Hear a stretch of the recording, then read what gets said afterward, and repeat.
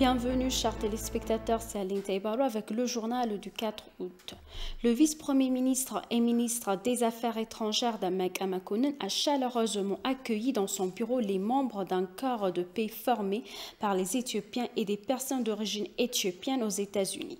Le Peace Corps représente plus de 30 organisations civiques dans diverses régions des États-Unis organisées pour faire avancer les intérêts de l'Éthiopie et répondre aux besoins des Éthiopiens dans différents secteurs.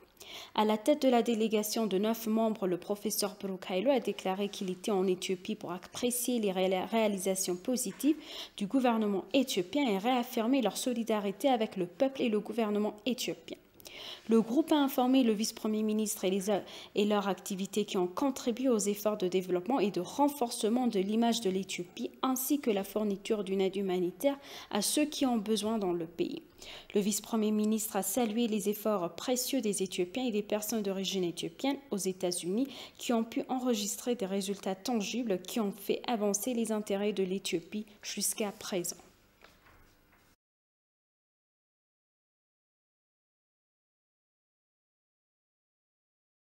L'ambassadrice d'Éthiopie en Italie, Damitou Ambissa, a eu une discussion fructueuse sur les problèmes nationaux et régionaux actuels concernant l'Éthiopie avec Adolfo Urso, président de la Commission parlementaire pour la sécurité de l'Italie. La discussion entre les deux parties ont mis en évidence les activités destructrices du groupe TPLF, les questions d'intérêt commun sur la Corne de l'Afrique ainsi que la situation concernant le Grand Barrage. Elle a présenté des exposés sur les activités du gouvernement éthiopien concernant l'aide humanitaire à la région du Tigray et a expliqué les actes irresponsables de la junte TPLF qui ont entravé l'aide humanitaire à destination de la région. Elle a également déclaré que le groupe irresponsable avait continué à attaquer les régions voisines d'Afar et d'Amara et à recruter des enfants soldats en violation du droit international humanitaire. Adolfo Urso a apprécié l'exposé sur les problèmes actuels en Éthiopie et la situation dans la région du Tigray et s'est engagé à fournir tout le soutien nécessaire en cas de besoin.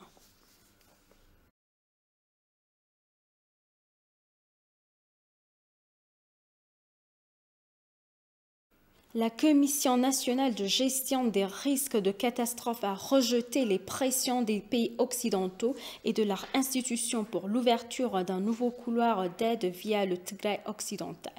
La décision d'ouvrir un nouveau corridor sous prétexte de fournir de l'aide au Tigray est inacceptable, a déclaré Mutuku Kassa, commissaire de la Commission nationale de gestion des risques de catastrophe.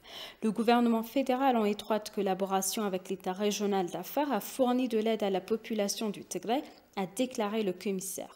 La livraison d'aide humanitaire a été effectuée alors que 170 camions à destination du Tigray avec de la nourriture ont été bloqués par le terroriste TPLF qui mène actuellement des attaques contre les États régionaux d'Amara et d'Afar, rejetant la décision unilatérale de cesser le feu du gouvernement fédéral, a-t-il déclaré.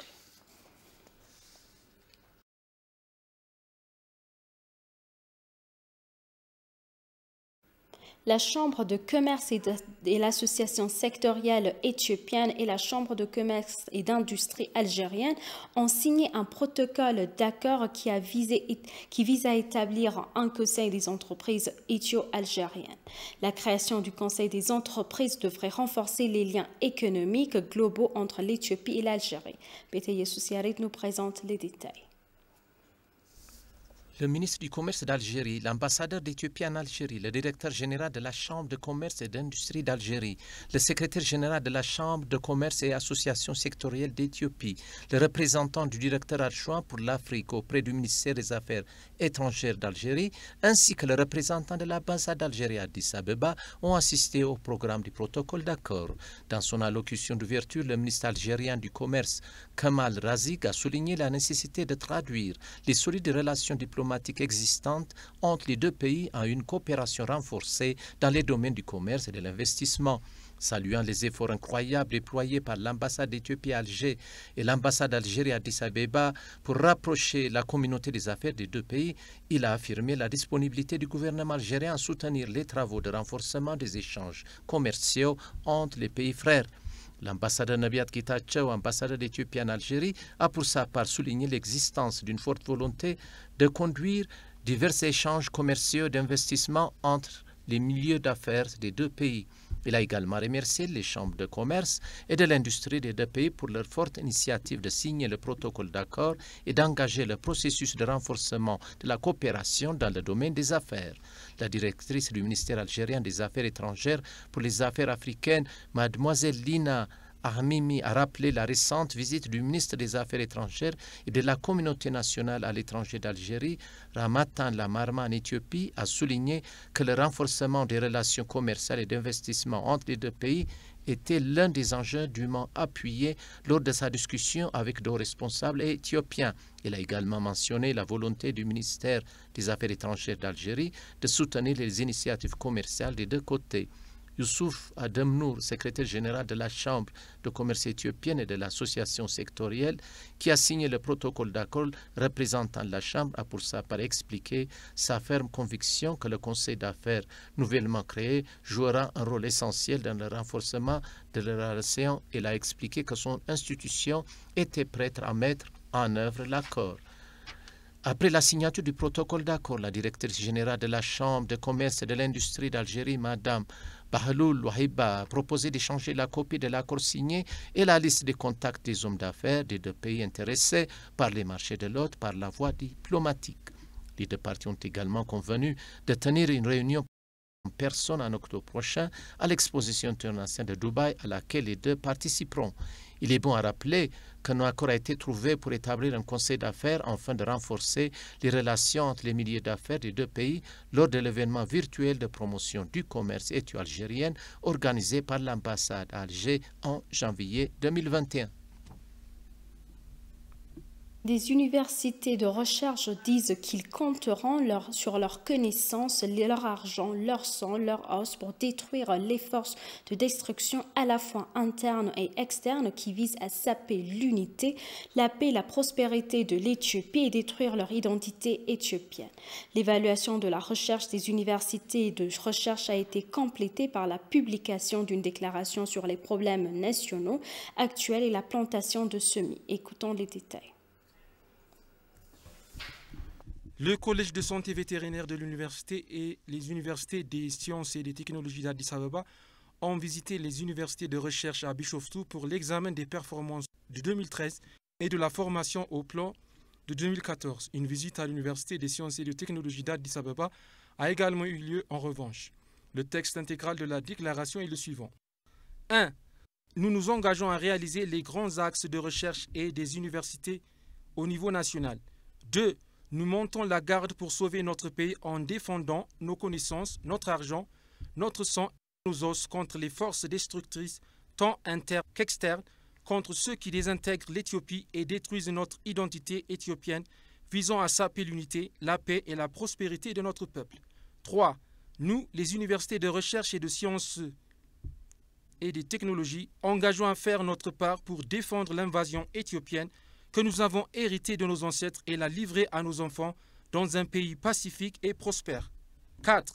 Les organisations internationales qui prétendent défendre l'état de droit doivent comprendre les crimes commis par le groupe terroriste, soutenir le gouvernement éthiopien et être tenus responsables en vertu du droit international. 5. Nous nous opposons fermement au recrutement d'enfants soldats en vertu du droit international. Les enfants méritent l'éducation et non la mort. Nous exhortons le terroriste à être poursuivi. 6. Le Nil, le fils précieux de l'enceinte éthiopien, le barrage de la Renaissance, est une manifestation de notre existence que nous avons commencé à nous sortir de la pauvreté qui nous a tourmentés pendant des siècles et nous jouerons notre rôle intellectuel pour assurer un accès équitable. 7. Selon les informations du ministère des Sciences et de l'Enseignement supérieur, nous continuerons à renforcer notre rôle dans l'écologisation de l'Éthiopie en poursuivant le programme national d'empreinte digitale verte. Et pour conclure le journal, le secrétaire général adjoint aux affaires humanitaires et coordonnateur des secours d'urgence a déclaré que son organisation continuerait de travailler en étroite collaboration avec le gouvernement éthiopien pour répondre à l'aide humanitaire au Tigray. Le secrétaire général adjoint aux affaires humanitaires et coordonnateur des secours d'urgence, Martin Griffiths, a conclu sa visite de 6 jours en Éthiopie. Écoutons les détails suivants. Au cours du week-end, Griffith a eu des discussions constructives avec le Premier ministre Abiy Ahmed, le vice-premier ministre et ministre des Affaires étrangères Demek Emekonnen et d'autres hauts responsables du gouvernement éthiopien. En outre, il a visité la région du Tigray, y compris un centre de santé et une école à Hausen, dans le sud-est du Tigray, et a rencontré des femmes, des hommes et des autorités locales. Il a également rencontré la ministre de la Paix, Muferiat Kamil, l'administrateur en chef de l'État régional d'Amara, Agagnew Teshager, pour discuter de la situation humanitaire dans cette région. Le secrétaire général adjoint a également rencontré la commissaire de l'Union africaine à la santé, aux affaires humanitaires et au développement social, Amira El Fadil. Dans une discussion qu'il a eue hier avec des journalistes au sujet de sa mission en Éthiopie, Martin Griffith a déclaré qu'il existe de nombreux besoins humanitaires en Éthiopie, en particulier dans les régions du Tigray, d'Afar et d'Amara. Il est important pour moi de rencontrer des dirigeants éthiopiens alors que nous entrons dans cette période opérationnelle difficile, a souligné Griffith. C'est ma plus haute priorité de veiller à ce que tous ceux qui en ont besoin dans ce pays obtiennent ce dont ils ont besoin pour survivre et être protégés, a-t-il déclaré, notant que toutes ces réunions ont été constructives. En outre, il a noté que le gouvernement est en train de mettre en place un système qui a été discuté en détail pour s'assurer que l'aide parvient à la population, au peuple de la région à temps. Je me réjouis bien sûr de l'arrivée récente ces derniers jours de 122 camions qui ont été stationnés à Semera en attendant d'entrer dans la région de Tigray. Alors, ils y sont arrivés. Ils reconstituent donc les fournitures nécessaires aux habitants, mais nous avons besoin de plus, a-t-il déclaré. Nous continuerons à travailler en étroite collaboration avec le gouvernement en nous appuyant sur les promesses que nous nous sommes faites au cours de cette visite pour améliorer la rapidité et l'efficacité du processus d'approvisionnement, a-t-il ajouté. Il convient de rappeler que le gouvernement éthiopien a déclaré un cessez-le-feu humanitaire unilatéral qui visait à permettre aux agriculteurs d'utiliser la saison des pluies et de fournir une aide humanitaire aux personnes dans le besoin. Malgré cette mesure prise par le gouvernement fédéral, le TPLF terroriste a choisi la voie de la violence et des conflits au point de recruter des enfants pour porter les armes aussi bien qu'il a été en obstruant l'approvisionnement humanitaire du peuple de la région. Merci, chers téléspectateurs. C'est la fin du journal. C'était Aline Taïbaro avec le journal. Restez avec nous avec le reste des programmes. Bonne journée.